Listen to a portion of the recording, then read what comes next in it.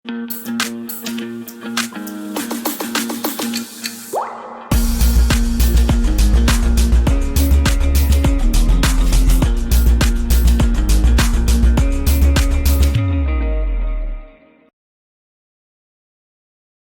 Students. तो आज electromagnetic induction and AC जो कि पूरी यूनिट है उसका हम यहाँ पे डिस्कशन करेंगे, जिसमें कि फर्स्ट पार्ट में इलेक्ट्रोमैग्नेटिक इंडक्शन इसका हम डिस्कस करेंगे। सेकेंड पार्ट इसका जो है अल्टरनेटिंग करंट या एसी उसका होगा। तो करते हैं स्टार्ट इसको हम लोग। सबसे पहले इलेक्ट्रोमैग्नेटिक इंडक्शन में हमारे पास जो बात आती है ये आती है मैग्नेटिक फ्लक्स। मैग्नेटिक फ्लक्स क्या होता है हम इसका डिस्कशन करेंगे। मैग्नेटिक फ्लक्स, तो मैग्नेटिक फ्लक्स में क्या होता है मैग्नेटिक फ्लक्स, तो थोड़ा सा आपके लिए हम कुछ चीजों को रिमाइंड करा दें।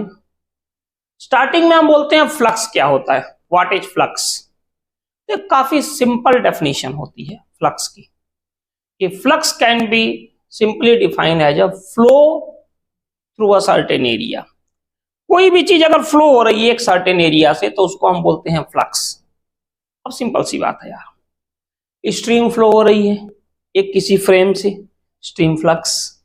इलेक्ट्रिक लाइंस फ्लो हो रही है, इलेक्ट्रिक फ्लक्स। और अगर मैग्नेटिक लाइंस फ्लो हो रही है तो मैग्नेटिक फ्लक्स।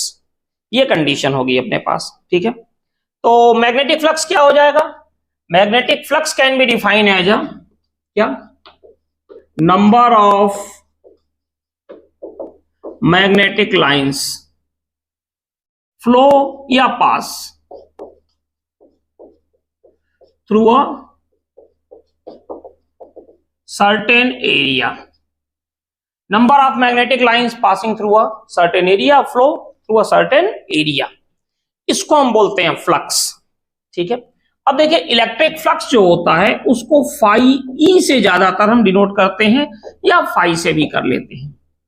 उसी तरह मैग्नेटिक फ्लक्स को फाई बी या इसको भी हम फाई से डिनोट करते हैं, ठीक है। तो डेफिनेशन तो यही हो गई मैग्नेटिक फ्लक्स की, number of magnetic lines passing through a certain area. कोई भी सर्टेन एरिया से अगर पास हो रही हो तो उसको हम बोलते हैं मैग्नेटिक फ्लक्स, ठीक है। अब ये तो हो गया मैग्नेटिक फ्लक्स। कैलकुलेट कैसे करेंगे, तो मैग्नेटिक फ्लक्स को कैलकुलेट करने के लिए अपने पास होता है magnetic flux phi equal to होता है बी डॉट ए, ठीक है। Magnetic flux is the dot product of magnetic field and area vector, ठीक है। तो डेफिनेशन क्लियर है। सबसे पहले number of magnetic lines of flow या magnetic field passing through a certain area is called flux, ठीक है। And it can be calculated by the dot product of magnetic field and area vector. Magnetic field और area vector के dot product से हम इसको find करते हैं। जैसे ए डॉट बी क्या होता है, ए बी कॉस थीटा, तो बी डॉट ए क्या हो जाएगा, बी ए कॉस थीटा। अब यहां पे बी जो है आपको पता है बी क्या है, ये है क्या, मैग्नेटिक फ्लक्स फील्ड, सॉरी जो बी है ये अपने पास है मैग्नेटिक फील्ड, ठीक है। ए जो है ये क्या है, एरिया वेक्टर। और जो थीटा है ना, जो थीटा है ये है क्या, angle between magnetic field and area vector, इनके बीच का एंगल है, ठीक है। अब देखिए कई बार हम ये भी यूज करते हैं D phi equal to B dot D A, ये भी हम यूज करते हैं, ठीक है। या फिर इंटीग्रेशन फॉर्म में भी यूज करते हैं बी डॉट डी ए, ये भी हम यूज करते हैं मैग्नेटिक फ्लक्स के लिए। अब फाई इक्वल टू अपने पास है बी ए कॉस थीटा, तो अगर हम बात करें कि यूनिट ऑफ फाई क्या होगा, तो हो जाएगा यूनिट ऑफ बी इंटू ए।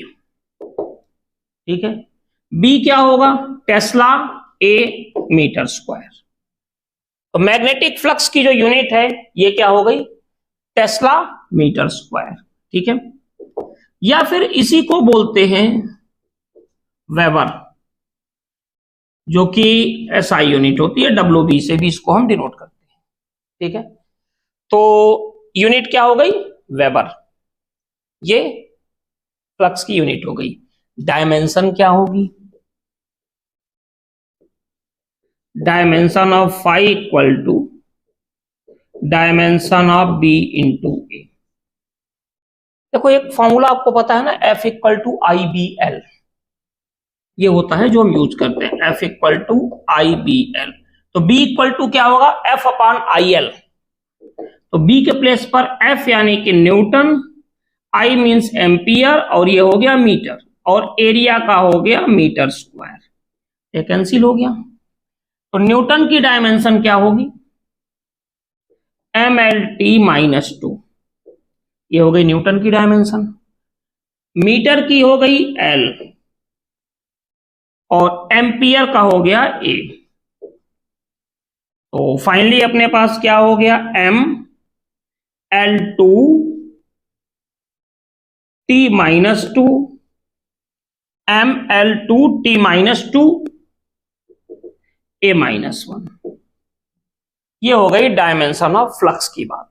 ठीक है, अब थोड़ा सा हम इसमें आपको बता दें, आपको ये ध्यान रखना है मैग्नेटिक फ्लक्स में, जैसे मान लीजिए फर्स्ट केस है, चलो फर्स्ट केस अभी छोड़ दीजिए, थोड़ा सा हम इसका डायग्रामेटिकली देखते हैं, फिर केस पर आते हैं।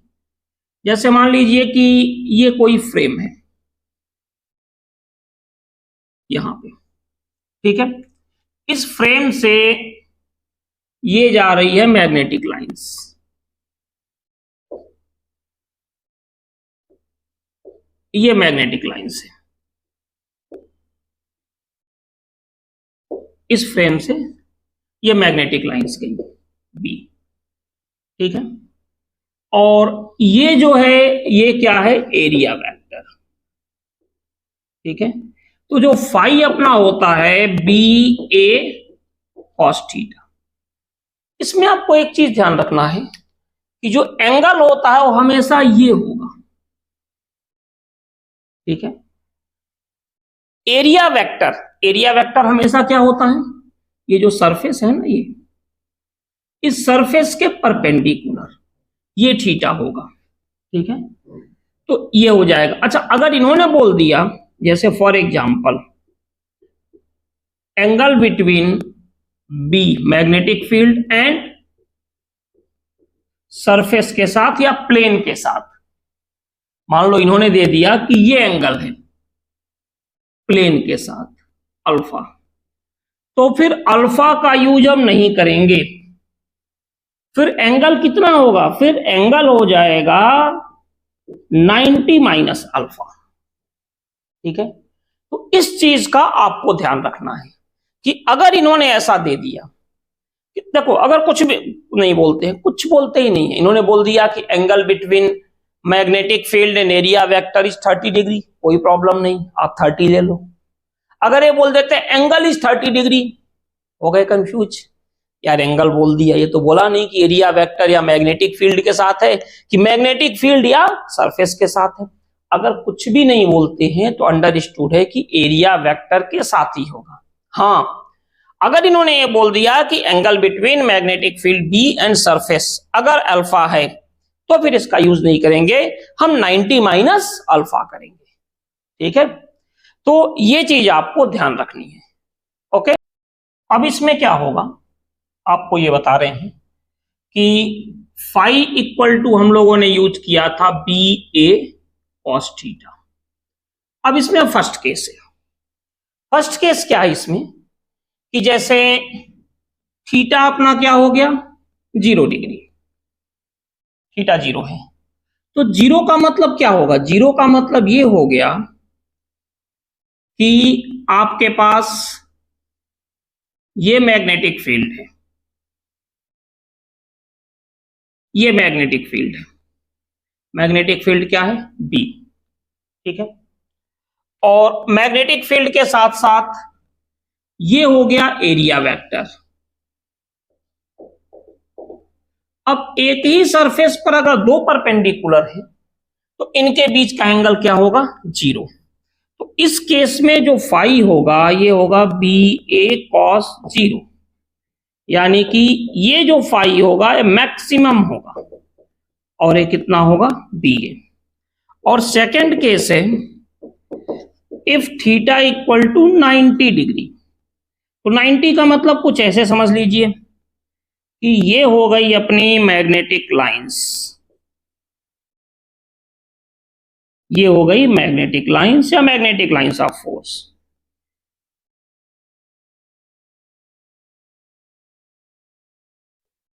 और ये हो गया एरिया वेक्टर। अब इनके बीच का एंगल क्या हो गया? 90 डिग्री। बिल्कुल ऐसे ही जैसे मैं आपको यहां बताने की कोशिश कर रहा हूं, ये समझिए आप। ये जैसे मान लीजिए फ्रेम है, रेक्टेंगुलर फ्रेम यहां पे, ठीक है, ये, और इसको हमने ऐसे रख दिया तो ये हो गई मैग्नेटिक लाइंस। और आपको बताएं थोड़ा सा अच्छे से, ठीक है, नहीं तो आप भी कहोगे कि फ्रेम और सब कुछ ला दिए और चीजें क्लियर नहीं हुई। ये हुई मैग्नेटिक लाइंस और ये हो गया एरिया वेक्टर। देखो एरिया वेक्टर तो सरफेस के हमेशा परपेंडिकुलर होता है। अब इन दोनों के बीच का एंगल क्या होगा? 0 डिग्री। ये तो मैक्सिमम लाइंस पास होंगी। और इस सेकंड केस में देखो, अब हमने मान लिया कि मैग्नेटिक लाइंस हॉरिजॉन्टल है, तो अगर मैग्नेटिक लाइंस हॉरिजॉन्टल है तो ये भी अगर ऐसे होगा तब तो पास होगी, लेकिन इसको हमने ऐसे कर दिया तो ये हो गई मैग्नेटिक लाइंस हॉरिजॉन्टल और ये हो गया एरिया वेक्टर। इनके बीच का एंगल क्या हो गया? 90 डिग्री। अब ये बताइए कुछ लाइंस ऊपर से निकलेगी, कुछ नीचे से निकलेगी, इसमें से तो पास ही नहीं हो रही है, इसीलिए फ्लक्स क्या होगा? 0। क्योंकि देखिए फ्लक्स जो है वो एरिया वेक्टर पर भी डिपेंड करता है और साथ ही साथ किस पर डिपेंड करता है? मैग्नेटिक फील्ड पर भी, और इनका orientation theta.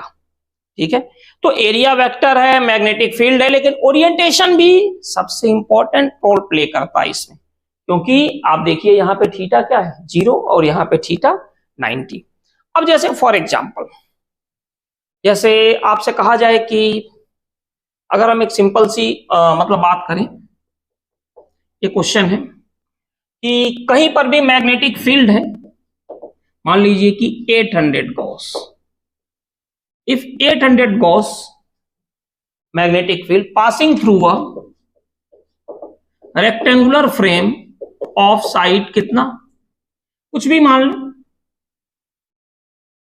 60 centimetre cross 20 centimetre, ठीक है, at an angle 30 degree with surface, और कहा जाए कि फाइंड कीजिए फ्लक्स।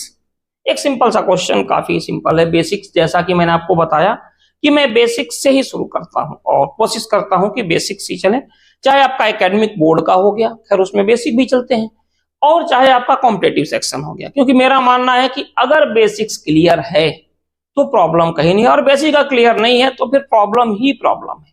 ठीक है, तो चलिए यहां पर हम सबसे पहले बात कर रहे हैं कि मैग्नेटिक फील्ड 800 गॉस है, रेक्टेंगुलर फ्रेम है, इसकी साइड है 60 क्रॉस 20 सेंटीमीटर, 30 डिग्री पर पास हो रहा है सरफेस के साथ।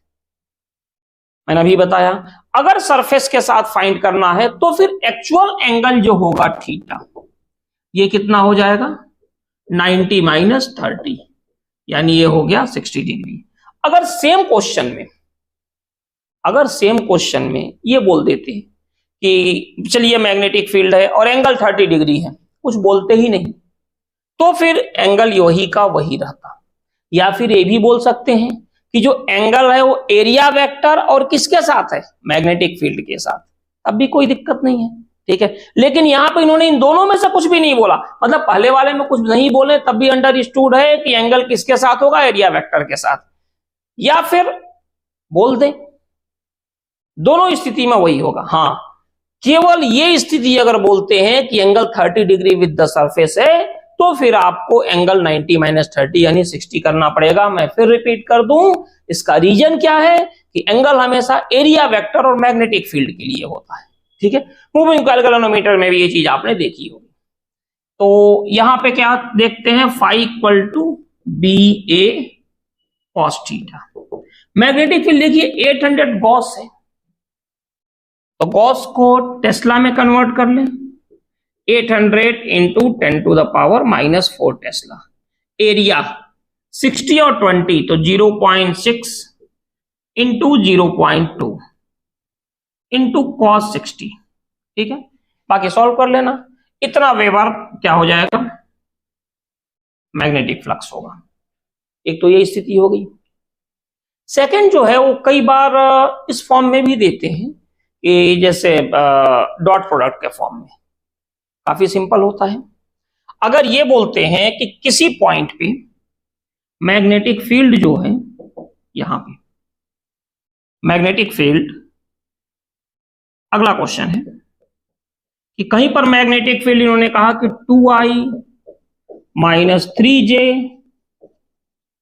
प्लस 2k टेस्ला है, और एरिया वेक्टर जो है वो है 4i minus 2j plus 3k metre square, और कहें कि फाइंड कीजिए कितना, मैग्नेटिक फ्लक्स। ये हमें फाइंड करना है।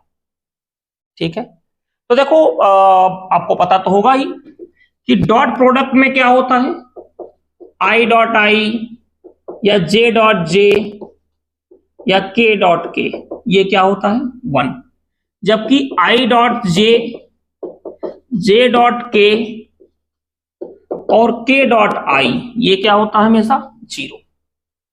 ये हमेशा 0 होंगे। I dot I, J dot J, के डॉट के 1 हो जाएंगे। इसके अलावा कुछ भी होगा तो क्या होगा 0। तो थोड़ा सा हम यहां पे देख लें, एक बार फिर से इसको हम नोट कर लेते हैं। बी इक्वल टू कितना है, 2i minus 3j plus 2k कितना है, और एरिया वेक्टर कितना है यहां पे, एरिया वेक्टर है 4i minus 2j plus 3k। अब अगर फ्लक्स फाइंड करना है तो देखो i का i के साथ 1 होगा, तो 4 इंटू 2 क्या हो गया 8। अच्छा, माइनस इंटू माइनस हो गया प्लस। i का j का 0 होगा, i का k के साथ 0 होगा, तो छोड़ ही दो डॉट प्रोडक्ट। और फिर भी अगर आपको दिक्कत हो रही है डॉट प्रोडक्ट में, तो मेरा 11th क्लास का एकेडमिक सेक्शन है वेक्टर, तो उसमें आप देख सकते हो, उसमें डॉट प्रोडक्ट हमने एक्सप्लेन किया है। शायद अभी अपलोड नहीं किया हूं, लेकिन कुछ दिनों में उसको अपलोड में कर दूंगा। ठीक है, सेकंड 3 इंटू 2 क्या हो जाएगा 6, और j का i के साथ और j का k के साथ क्या होगा 0। अच्छा, इन दोनों में क्या होगा प्लस, 3 इंटू 2 क्या हो गया 6, तो 6 6 12 और 8 20 वेबर, इतना हो गया। ठीक है, एक चीज और आपको थोड़ा सा एक्सप्लेन कर दें, बहुत ही आसान क्वेश्चन होता है डॉट प्रोडक्ट का, काफी आसान होता है। लेकिन अगर सेम क्वेश्चन में इन्होंने मीटर स्क्वायर ना देके सेंटीमीटर स्क्वायर दे दिया और आप इसी को कर लेते हो और कहते हो हाँ चलो सही है, थोड़ा सा आपको ध्यान देना पड़ेगा। ये सेंटीमीटर है ना, तो इसमें आपको 10 टू द पावर -4 करना पड़ेगा, और इस केस में जो आंसर आएगा वो 20 इंटू 10 टू द पावर -4 या 2 into 10 to the power -3, 2 into 10 to the power -3 weber, ये होगा। क्लियर है? अगर ये टेस्ला और मीटर स्क्वायर है तो कोई प्रॉब्लम नहीं है। अगर ये टेस्ला और सेंटीमीटर स्क्वायर है तो इसको आप मीटर में कन्वर्ट करना 10 टू द पावर -4 से। अगर मान लो गॉस इन्होंने यहां पे दे दिया तो फिर 10 टू द पावर -4 करके गॉस को टेस्ला में कन्वर्ट करना है आपको। तो इस चीज का आपको स्पेशली ध्यान रखना है। ठीक है, मैग्नेटिक फ्लक्स को करते समय। ये तो हो गया जब डायरेक्ट इन्होंने दे दिया। कई बार ये क्या करते हैं कि आपको साइड दे देते हैं, जैसे अभी यहां पे साइड गिवन था 20 और 30 जो हमने बताया था आपको, ये है। लेकिन साइड भी न्यूमेरिकल वैल्यू में नहीं देंगे, ये कई बार साइड देते हैं कि वेक्टर फॉर्म में, तो फिर वहां पे कैसे करेंगे हम लोग, तो चलिए उसको हम देखते हैं यहां पे। तो इसके बाद अब हम लोग नेक्स्ट क्वेश्चन की तरफ मूव करते हैं, उसका क्या तरीका होगा। ठीक है, जैसे क्वेश्चन में इन्होंने कर दिया कि find magnetic flux and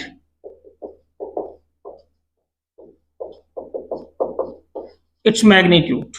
obviously एक ही बात है, ठीक है, मैग्नेटिक फ्लक्स, क्योंकि डायरेक्शन तो होता नहीं इसमें। ठीक है, अब इन्होंने चेंज इसमें क्या किया, इन्होंने ये कहा कि चलिए भाई ये हो गया मैग्नेटिक फील्ड, मैग्नेटिक फील्ड हो गया I plus 2J minus 2K Tesla, ये मैग्नेटिक फील्ड हो गया। एंड इट्स साइड, साइड के लिए इन्होंने बोल दिया कि जो साइड है ये है 2I plus J plus K and दूसरा है कुछ भी ले लें 3I minus 2J minus 5K, इतना मीटर। अब आपसे कहा जाए कि चलो भाई इसमें आप फाइंड करो मैग्नेटिक फ्लक्स क्या होगा। तो देखो अब समस्या क्या है हमारे पास आ गई है कि मैग्नेटिक फील्ड तो ठीक है, मैग्नेटिक फ्लक्स कैसे निकालेंगे, तो B डॉट A से। ठीक है, अब एरिया तो है नहीं, इन्होंने दो साइड के बारे में बता दिया, तो हम क्या करेंगे बेटा, ध्यान से समझिएगा इसको, इसको मान लेंगे लेंथ और ये मान लेंगे ब्रेथ। तो जो एरिया वेक्टर होता है ये होता है L क्रॉस B, ये हो गया area vector L cross B। ठीक है, तो कैसे निकालेंगे समझिए इस चीज को। तो जो एरिया होगा हम यूज करेंगे डिटर्मिनेंट मेथड, ये हो गया I, ये J और एक K, ये अपने पास है। अब देखिए L क्रॉस B, L कितना हो जाएगा 2I plus J plus K, यानी कि 2J का 1 और K का 1, ये हो गया 2 1 एंड 1। अच्छा ब्रेथ इसमें क्या है 3I minus 2J minus 5K, यानी I का 3 कोफिशिएंट है, J का -2 और K का -5। इसमें तो कोई माइनस है नहीं देखिए पहले वाले में, लेकिन इसमें है तो साइन तो हमें पुट करना पड़ेगा, 3 -2 -5। ठीक है, फिर जो तरीका अपने पास होता है I हमने ले लिया, और सिर्फ काफी सिंपल मेथड है बट सिंपल तरीके से ही करते हैं। ठीक है, I का कॉलम हम हटा दें पूरा और रो, तो क्या होता है this into this minus this into this, यानी कि 1 into -5 minus this into this minus 1 into -2। ठीक है, ये हो गया I।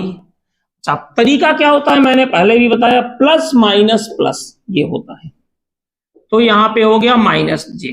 कुछ लोग यहां पर प्लस करके मल्टीप्लीकेशन उल्टा करते हैं, तो इतना सोचने की जरूरत नहीं, तरीका वही रखो, cross this into this minus this into this.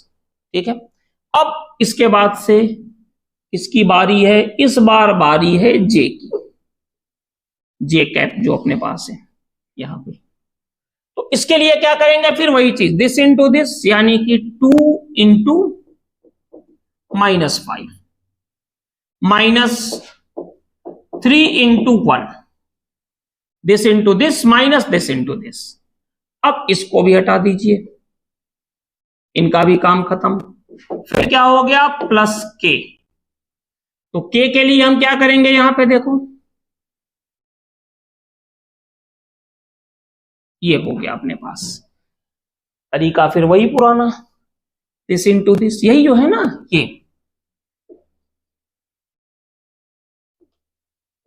मतलब this into this minus this into this, बस सिंपल, दिस इंटू दिस बीच में लगा दिया माइनस दिस इंटू दिस, यही चलना है बस हमें। तो क्या हो गया प्लस K, कितना 2 इंटू -2, 2 इंटू -2, -3 × 1, ठीक है। तो ये क्या हो गया -5 और माइनस माइनस +2। बेटा देखो कैलकुलेशन कुछ हो तो देख लेना, ठीक है। कैलकुलेशन के मामले में थोड़ा सा गड़बड़ ही रहता है अपना हिसाब किताब, ठीक है, क्योंकि आदत खराब हो गई है ना, मतलब हर जगह से कैलकुलेटर का यूज करते करते। हायर एजुकेशन में कैलकुलेटर का यूज होता ही है इस वजह से। तो चलिए 2 × -5 यानी क्या हो गया -10 -3 प्लस k 2 × -2 क्या होगा -4 -3। तो क्या हो जाएगा यहां से -5 + 2 -3, तो हो गया -3i एरिया वेक्टर। और -13 और यहां माइनस है तो +13j -7k मीटर स्क्वायर। तो देखिए अपना काम हो गया, एरिया वेक्टर भी आ गया और मैग्नेटिक फील्ड अपने पास है। तो जो फाई अपने पास है क्या होता है B.A। तो देखते हैं B कितना है, एक बार फिर से इसको लिखते हैं। B की वैल्यू आप यहां देखिए क्या है I + 2j - 2k, I + 2j - 2k। और एरिया वेक्टर कितना है यहां पे -3i + 13j -7k, ठीक है। तो फ्लक्स निकालने के लिए क्या होता है B.A। अच्छा प्लस में भी आ सकता है माइनस में भी आ सकता है, माइनस को देखकर घबराना हो तो उसका कोई मतलब नहीं है। माइनस का मतलब जितना फ्लक्स आ रहा है उससे ज्यादा बाहर निकल जा रहा है, ये भी पॉसिबिलिटी है। आउटसाइड इलेक्ट्रिक लाइंस तो कोई बहुत मैटर नहीं है, ठीक है, सॉरी मैग्नेटिक लाइंस। अब देखिए यहां से I.I 1 होगा, लेकिन -3 × I का कोफिशियंट 1 है तो ये हो जाएगा -3। अच्छा J.J भी 1 हो गया, 13 × T 226 और माइनस माइनस प्लस कितना हो गया 14, हालांकि ये तो प्लस में ही आया तो ये हो गया 37 वेबर। तो एक तो ये कंडीशन हो गई मैग्नेटिक फ्लक्स निकालने का, ठीक है। तो ये दूसरा तरीका है जिसमें कि हम लोग क्या करते हैं कि डिटरमिनेंट मेथड से लेंथ और ब्रेथ दी हुई होती है तो उसके हेल्प से हम लोग इसको फाइंड करते हैं। अब कई बार जरूरत पड़ जाती है इंटीग्रेशन की, ठीक है। ये तो सिंपल हो गया कि एक में डायरेक्ट लेंथ और ब्रेथ दिया है या एरिया दिया है, फ्लक्स निकाल लिया एंगल से। लेकिन मान लीजिए कि अगर इन्होंने मेथड दे दिया कोई फ्रेम टाइप का इंटीग्रेशन, तो उसमें क्या करेंगे, ठीक है। तो चलिए उसको करते हैं, स्टार्ट करते हैं। जो अगला केस होगा अपना वो ये है कि इस बार मैग्नेटिक फील्ड कांस्टेंट नहीं है। अब तक जितना भी हम लोगों ने किया था उन सब में मैग्नेटिक फील्ड क्या थी कांस्टेंट, ठीक है। अगर आपसे कहा जाए कि ये कोई लॉन्ग स्ट्रेट वायर है, यहां पे लॉन्ग स्ट्रेट वायर आप भी जानते हो करंट कितनी जा रही है I, इनफाइनाइट लेंथ की, ठीक है।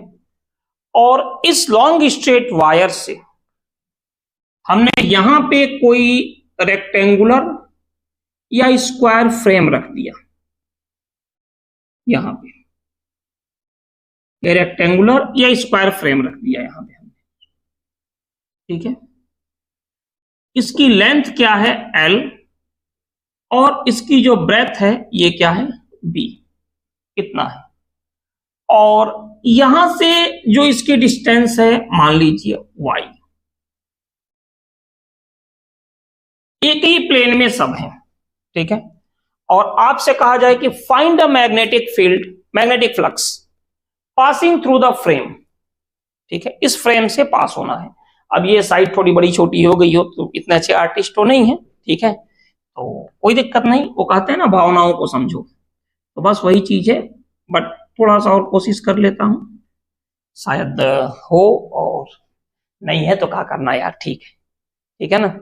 तो ये कंडीशन हो गई। अब आप थोड़ा सा देखो इसमें डायरेक्ट एरिया तो लेंथ इंटू ब्रेथ आपको पता है, कोई प्रॉब्लम ही नहीं है, एरिया लेंथ इंटू ब्रेथ हो जाएगी, कोई दिक्कत नहीं है।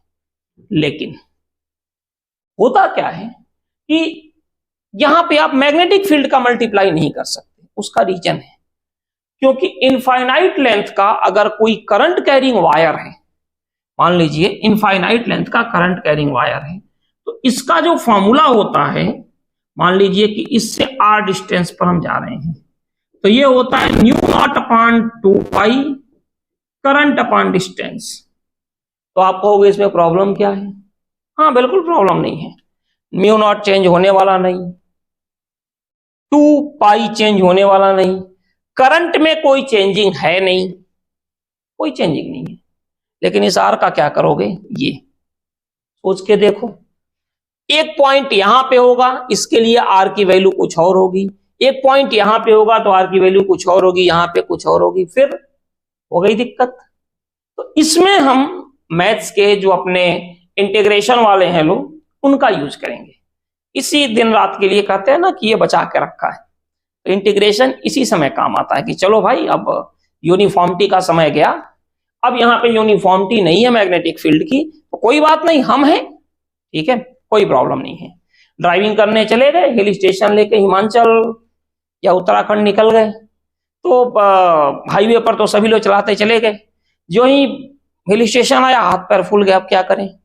तो फिर उसी में एक इंटीग्रेशन जैसा आदमी बैठा होता है, कहता हटो यार टेंशन ना लो, मैं तो हूं। तो वही कंडीशन यहाँ पे है। यूनिफॉर्म में हमने एंगल की बात कर ली, सब कुछ कर ली, अब नॉन यूनिफॉर्म फील्ड आ गई यहाँ पे हर जगह मैग्नेटिक फील्ड क्या है, डिफरेंट है।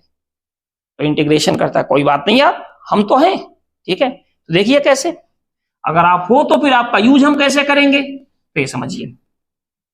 हम क्या करेंगे कि एक छोटा सा यहां पे सेगमेंट ले लेंगे, यहां पे एक हमने छोटा सा सेगमेंट ले लिया। इस सेगमेंट की जो डिस्टेंस है ये चलो मान लेते हैं r, ठीक है, और इसकी जो थिकनेस है ये हमने मान लिया dr। तो इसका एरिया क्या होगा, इसके एरिया को हमने मान लिया dA, ठीक है। अब देखिए, राइट हैंड थंब रूल लगाइए। राइट हैंड थंब रूल क्या कहता है, right hand palm rule, sorry, right hand palm rule क्या कहता है कि अपने राइट हैंड को इस तरह से रखें कि थंब और ए 4 फिंगर्स क्या हो, म्यूचुअली परपेंडिकुलर, और अगर थंब इंडिकेट करे डायरेक्शन ऑफ करंट, अगर थंब इंडिकेट करे डायरेक्शन ऑफ करंट, तो इस 4 फिंगर्स को उस पॉइंट पे दिखा दो, इस 4 फिंगर्स को उस पॉइंट पे दिखा दो जहां मैग्नेटिक फील्ड फाइंड करनी है, तो पाम की डायरेक्शन बताएगी कि मैग्नेटिक फील्ड क्या होगी। जैसे यहां पे देखो, ये गई करंट और इस 4 फिंगर्स को इस पॉइंट पे दिखा दिया, तो पाम कहां जा रहा है, इनसाइड, तो मैग्नेटिक फील्ड क्या होगी, इनसाइड। यहां मैग्नेटिक फील्ड हो गई क्रॉस। अच्छा, इतना स्मॉल है ये dr कि यहां मैग्नेटिक फील्ड हम मान लेंगे यूनिफॉर्म है। वैसे भी एक कॉन्सेप्ट हम बताए थे आपको, LDRC, आप कहोगे ये क्या है, तो कोई ज्यादा सोचने की जरूरत नहीं है। ये गई करंट, ठीक है, लेफ्ट साइड डॉट करंट के राइट साइड क्रॉस, ठीक है। अगर right hand palm rule use करने में टाइम लग रहा है तो कोई दिक्कत नहीं, जो भी करंट है उस डायरेक्शन में जाओ, left side dot right side cross, ठीक है, बात खत्म। अब देखो, ये गई करंट, ये इसके कहां है, राइट साइड, ठीक है। अब जब मैग्नेटिक फ्लक्स की बात हो रही है तो एंगल की भी बात हम यहां कर लें, तो आप देखिए ये हमारा क्या है, रेक्टेंगल, तो एरिया वेक्टर क्या होगा इसके, परपेंडिकुलर, और मैग्नेटिक फील्ड भी क्या है, परपेंडिकुलर, तो एंगल क्या हो गया, 0 डिग्री। कुछ लोग सोच रहे होंगे सर हम 0 क्यों लें, हम तो मानेंगे एरिया वेक्टर बाहर और मैग्नेटिक फील्ड अंदर, तो एंगल 180, चलो 180 ले लो, cos 0 1 होता है, cos 180 -1, मैग्नेटिक फ्लक्स माइनस में आ जाएगा। मैंने पहले ही बताया था माइनस से कोई भी फर्क नहीं पड़ता, ठीक है। चलिए आते हैं अब इस पर हम लोग। तो ये जो मैग्नेटिक फील्ड होगी, ये मैग्नेटिक फील्ड कितनी होगी, इनफाइनाइट लेंथ का होता है म्यू नॉट अपान 2 पाई, mu naught upon 2 pi current upon distance. यहां पे जो मैग्नेटिक फील्ड है, करंट क्या है I और डिस्टेंस क्या है यहां पे R, ये हो गई मैग्नेटिक फील्ड। ठीक है, अब हमने मान लिया कि यहां से जो फ्लक्स पास हो रहा है वो क्या है डी फाई। ठीक है, तो डी फाई इक्वल टू क्या हो जाएगा, B dot D A dot B क्या होता है, since A dot B is A B cos theta, तो बी डॉट डी ए क्या हो जाएगा, B D A cos theta यानी कॉस 0, एंगल 0 है। ठीक है, तो फिर यहां से हम यूज कर सकते हैं D phi equal to B की value mu naught upon 2 pi current upon distance, ये हो जाएगा mu naught upon 2 pi current upon distance D A. D A क्या होगा, ये स्ट्रिप का एरिया कितना होगा, देखो ये भी रेक्टेंगुलर दिख रहा है और स्ट्रिप भी क्या दिख रही है रेक्टेंगुलर, तो इसकी लेंथ क्या है एल और ब्रेथ क्या है डी आर, तो ये क्या हो जाएगा एल डी आर। तो फाई कितना हो जाएगा, म्यू नॉट अपान 2 पाई बाहर ले लो, आई इंटू एल को भी बाहर ले लो, क्या होगा 1 अपान आर डी आर, ये हो गया। अब इंटीग्रेशन कहां से करेंगे ये देख लो, चलो यहां तक, यहां कोई फ्रेम है नहीं है, यहां पे है नहीं है, नहीं है, नहीं है, नहीं है, यहां भी नहीं है, लेकिन यहां से शुरू हो गया, तो कितने डिस्टेंस से शुरू हुआ y से, फिर चलते आगे बढ़ते गए बढ़ते गए बढ़ते गए, यहां आके खत्म हो गया। तो इस वायर से स्टार्ट कहां से हो रहा है y से, और खत्म कहां हो रहा है y प्लस बी पे, तो y से स्टार्ट हुआ एंड y प्लस बी पे खत्म हो गया, ये हो गई लिमिट।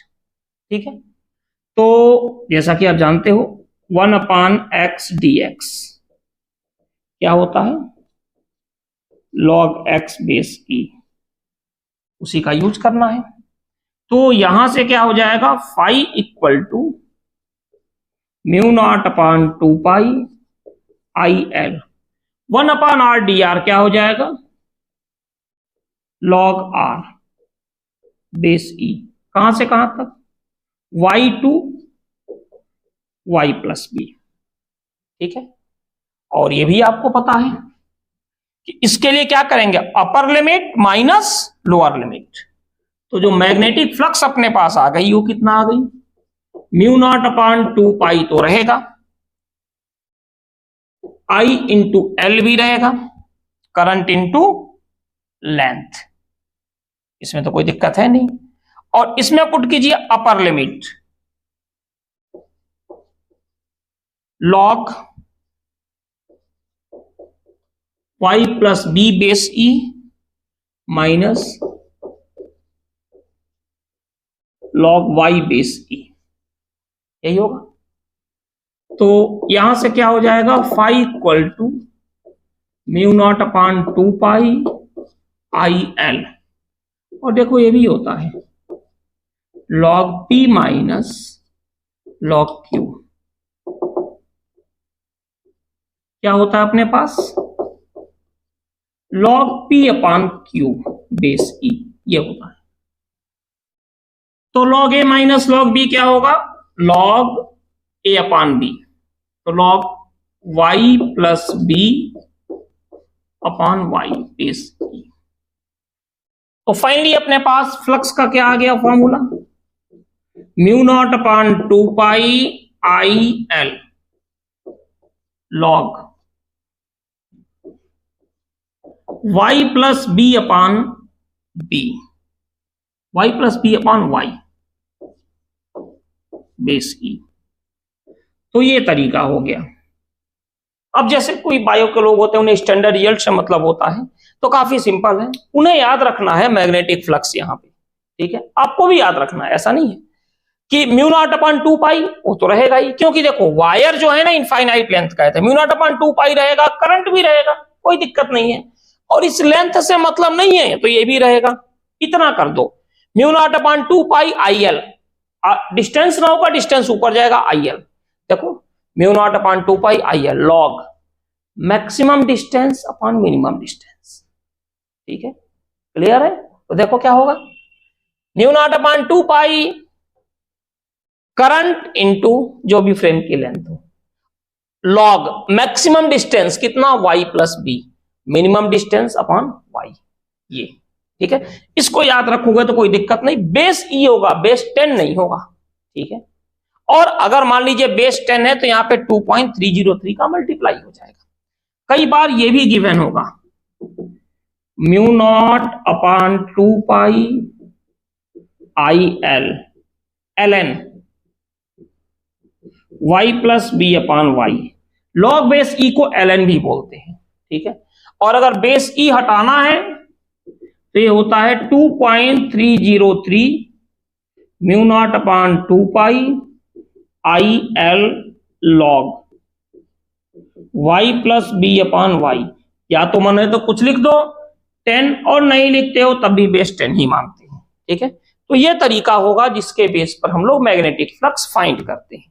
ठीक है, तो ये काफी सिंपल है, स्टार्टिंग का बेसिक्स था जिसमें कि हमने आपको मैग्नेटिक फ्लक्स के बारे में बताया। ठीक है, इसके बाद जो अगला अपना स्टार्ट करेंगे हम लोग, इलेक्ट्रोमैग्नेटिक इंडक्शन होता क्या है, किस तरह से चीजें शुरू होती हैं, लेकिन उसके पहले फ्लक्स के बारे में जानना जरूरी था, सो फ्लक्स को हमने यहाँ पे एक्सप्लेन किया। एक छोटी सी चीज और आती है जो फ्लक्स में हम लोग करते हैं, इसमें कि गलती भी होती है कई बार आपसे। ठीक है, तो चलो पहले, तो चलिए अब अपने पास इतना हो गया। इसके बाद से जो अपना अगला पार्ट है, इसमें है कि अगर फ्रेम को हम रोटेट करते हैं तो फ्लक्स में कितनी चेंजिंग होगी।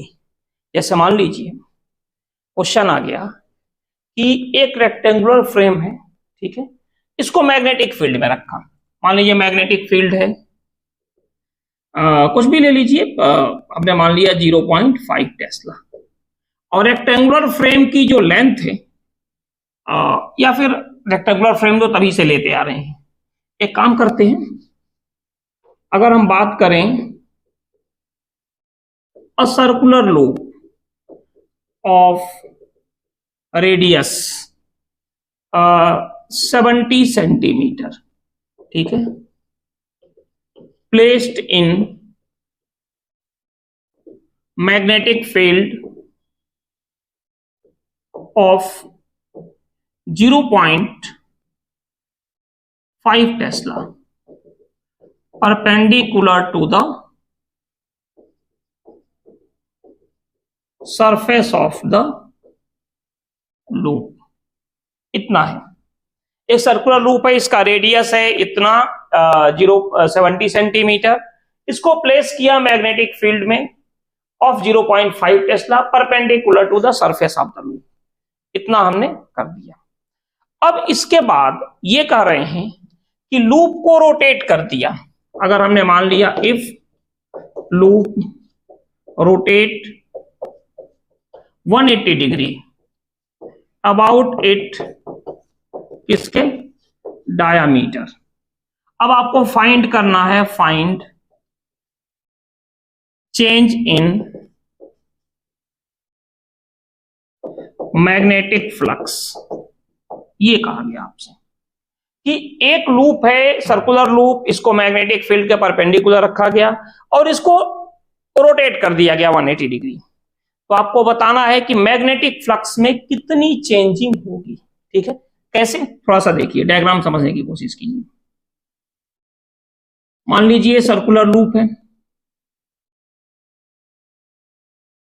इस सर्कुलर लूप का रेडियस है 0.7 मीटर, ये, ठीक है, इसको रखा गया है मैग्नेटिक फील्ड के परपेंडिकुलर, ये कंडीशन है हमारे पास, और मैग्नेटिक फील्ड जो है ये है 0.5 टेस्ला, ये मैग्नेटिक फील्ड है 0.5 टेस्ला। अब हमने क्या किया, ध्यान से समझिएगा, इसका एरिया वेक्टर क्या होगा ऊपर, तो थीटा क्या हो जाएगा, ये 0 डिग्री। अब हमने क्या किया, ये जो लूप है उसको 180 डिग्री रोटेट कर दिया डायमीटर के अबाउट। तो थोड़ा सा इसको समझें आप, कुछ ऐसे है, लूप तो वही है, लूप का रेडियस भी कितना है 0.7 मीटर, है ना। मैग्नेटिक फील्ड क्या है इसमें, मैग्नेटिक फील्ड जो है ये ऊपर की तरफ है, ये मैग्नेटिक फील्ड है,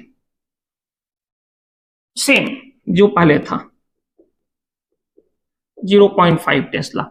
लेकिन लूप को अगर हम रोटेट करेंगे, ऐसे समझिए, ये है, मान लो ये तो रेक्टेंगुलर फ्रेम है, इसको लूप मान लो, तो इसको अगर मान लीजिए कि हमने रोटेट किया, इसको रोटेट किया यहां से, ऐसे है, ये मैग्नेटिक फील्ड ऊपर और एरिया वेक्टर ऊपर इस केस में। तो मैग्नेटिक फील्ड तो अभी भी ऊपर है, लेकिन जब इसको हमने 180 डिग्री रोटेट किया तो कहां चला गया एरिया वेक्टर, नीचे, ठीक है। तो यही सेम कंडीशन आएगी। अब यहां पे जो एरिया वेक्टर है ये कहां चला गया, नीचे की तरफ। तो यहां पे जो थीटा होगा ये हो गया 180 डिग्री, ठीक है। तो ये जो फ्लक्स है ये कितना होगा, यहां पे φ1 और ये हो जाएगा φ2, ठीक है। तो φ1 कितना हो जाएगा, एक काम करते हैं, सबसे पहले इसका एरिया निकालते हैं, मैग्नीट्यूड ऑफ एरिया। तो एरिया जो होगा ये हो गया πr², तो पाई हो गया 22/7 इंटू 0.7 का स्क्वायर, ये हो जाएगा 22/7 इंटू 0.7 इंटू 0.7, एक से तो कैंसिल हो गया और पॉइंट यहां लग गया 2.2 इंटू 7.7, तो 7 into 2 14, 7 into 2 14, 115, 1.54 metre square area vector आ गया, ठीक है, का जो मैग्नीट्यूड है। तो φ1 क्या होगा, बी ए कॉस θ1, ये θ1 है, तो बी जो है वो कितना है 0.5, एरिया ए अभी फाइंड किया हम लोगों ने, कितना 1.54, ठीक है, एरिया जो है ये है 1.54 इंटू कॉस 0, ठीक है, ये तो हो गया φ1। और φ2 क्या होगा, बी ए कॉस 180, यानी 0.5 इंटू 1.54 कॉस 180 -1, तो हो जाएगा -0.5 इंटू 1.54, इतना हो गया, इतना वेबर, ठीक है। अब हमें फाइंड करना है कि फ्लक्स में कितना चेंज होगा, तो डेल्टा फाई क्या होगा, फाइनल माइनस इनिशियल, ये है फाइनल, ये है इनिशियल, तो φ2 जो है वो है -0.5 इंटू 1.54, कैलकुलेशन देख लेना भाई, मैं पहले बता दूं, ठीक है, और -0.5 इंटू 1.54, तो अगर 1.54 कॉमन ले लें तो -0.5 -0.5, तो ये फाइनली हो गया change in magnetic flux -1.54 weber, ये हो गया मैग्नेटिक फ्लक्स। तो रोटेशन केस में ये अपना केस आता है। एक और कंडीशन आती है रोटेशन में, थोड़ा सा अलग होता है, ठीक है, तो उसको थोड़ा सा देखते हैं, जो रोटेशन का जो सेकंड पार्ट है अपना, ठीक है। और बस इतना अपना होगा मैग्नेटिक फ्लक्स में जिसकी कि हमें जरूरत। ये आप देख रहे हो जो यहाँ पे क्वेश्चन है, देख सकते हो आप, square frame of side 80 centimetre placed in uniform magnetic field कितना है 1500 gauss at an angle 30 degree with the plane of the frame. इस बार जो एंगल है 30 डिग्री वो एरिया वेक्टर और मैग्नेटिक फील्ड का नहीं है, किसका है, प्लेन के साथ है, ठीक है, उसके साथ प्लेन ऑफ द फ्रेम, और उसके बाद से 30 degree with the plane of the frame. If frame rotate through 180 degree about its once, एक साइड के अबाउट इसको 180 डिग्री रोटेट कर दिया गया। सेम क्वेश्चन है जो पिछला था, लेकिन पिछले में 0 डिग्री का एंगल था और सीधे रोटेट किया गया। यहां पे थोड़ा सा हम आपको इसको समझाने की कोशिश करेंगे। देखिए थोड़ा सा ये हमने मान लिया, थोड़ा सा वो कर दें, ये स्क्वायर फ्रेम है, ठीक है, इसको मैग्नेटिक फील्ड में हमने रखा है, ये ठीक है, और ये मैग्नेटिक फील्ड है, ठीक है, एक ही बना रहे हैं लाइन, 10 लाइन बनाने का तो मतलब है नहीं। तो स्क्वायर फ्रेम जो है इसका ये जो प्लेन है इसके साथ कितना एंगल बना रहा है, 30 डिग्री। अब एरिया वेक्टर के साथ जो एंगल बनेगा ये कितना होगा, ये 90 होता है, तो एंगल हमेशा एरिया वेक्टर के साथ होगा, तो कितना हो गया 60 डिग्री। अब आपने क्या किया, इस फ्रेम को रोटेट कर दिया। तो जैसा कि मैंने आपको बताया था कि रोटेट करने में क्या चेंज होता है, जब इसको हम रोटेट करेंगे तो इस रोटेशन के बाद केवल एरिया वेक्टर की पोजीशन चेंज होगी, ठीक है, फ्रेम अभी भी वही है, मैग्नेटिक फील्ड भी वही है, ठीक है। अब क्या है कि जो एरिया वेक्टर पहले ऊपर था यहां से, अब वो एरिया वेक्टर कहां चला गया, नीचे, अब ये हो गया एरिया वेक्टर, ठीक है। अब एंगल कितना बनेगा आप बताइए। अब मैग्नेटिक, ये पहले मैग्नेटिक फील्ड एरिया वेक्टर के बीच का एंगल 60 डिग्री था, ये एंगल था 60 डिग्री, हमेशा इसी को लेते हैं, ये इनिशियल कंडीशन थी। जब रोटेट करेंगे तो एरिया वेक्टर कहां चला गया, नीचे। तो अब ये जो एंगल है ये कितना हो जाएगा, ये तो 90 है और ये 30, यानी कि पहले जो यहां पे थीटा था, θ1 फर्स्ट कंडीशन के लिए, ये 60 डिग्री है, और जब इसको 180 डिग्री रोटेट किया गया, समझना इस चीज को, मैग्नेटिक फील्ड वही है, ये जो पुरानी पोजीशन है, जब हम इसको रोटेट करेंगे तो ये नीचे चला गया एरिया वेक्टर। अब एरिया वेक्टर के साथ ये एंगल कितना हो गया बेटा बताइए, ये हो गया 120 डिग्री, क्योंकि हमेशा एरिया वेक्टर के साथ लेते हैं, सरफेस से कोई मतलब ही नहीं है। तो अब जो θ2 हो गया, ये हो गया 120 डिग्री, ठीक है। अच्छा, मैग्नेटिक फील्ड कितनी है, मैग्नेटिक फील्ड है 1500 गॉस, मैग्नेटिक फील्ड है ये है 1500 गॉस, या 1500 इंटू 10⁻⁻⁴ टेस्ला, या 0.15 टेस्ला। देखो सबसे पहले B इंटू ए निकाल लो, बाकी सब चीजें बाद में निकलती रहेंगी। तो B कितना, B इंटू ए कितना हो जाएगा, मैग्नेटिक फील्ड ये हो जाएगा 0.15 टेस्ला, और एरिया देखो साइड कितनी है इसकी, 80 सेंटीमीटर, तो एरिया हो जाएगा, यहां से थोड़ा अच्छे से लिख लें, मैग्नेटिक फील्ड 0.15 इंटू 0.8 का स्क्वायर, तो 0.15 इंटू 0.64, ठीक है। तो देखते हैं कितना आ रहा है, 15 इंटू 4 60, 15 इंटू 6 90, इंटू 6 96, ठीक है, 1 2 3 4, ओके। तो ये हो जाएगा 0.096 या 9.6 इंटू 10⁻⁻² वेबर। बी इंटू ए की वैल्यू आ गई, बट चेंज कितना होगा ये भी तो हमें फाइंड करना है कि चेंजिंग कितना होगा।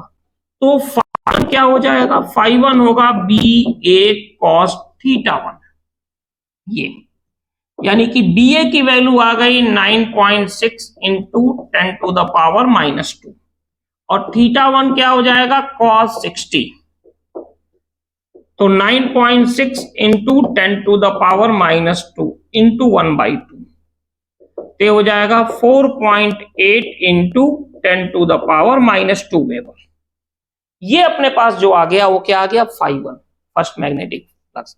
अच्छा, इसको रोटेट कर दिया गया तो φ2 कितना आ जाएगा, φ2 हो गया बी ए कॉस θ2, बी की जो वैल्यू आई, बी ए की वैल्यू ऑलरेडी फाइंड कर चुके हैं, कितना 9.6 इंटू 10⁻⁻² बी ए, और cos 120 डिग्री, देखो ये 120 है थीटा 2, ठीक है। तो कितना आ जाएगा 9.6 इंटू 10⁻⁻² इंटू -1/2, तो ये भी आ गया -4.8 इंटू 10⁻²।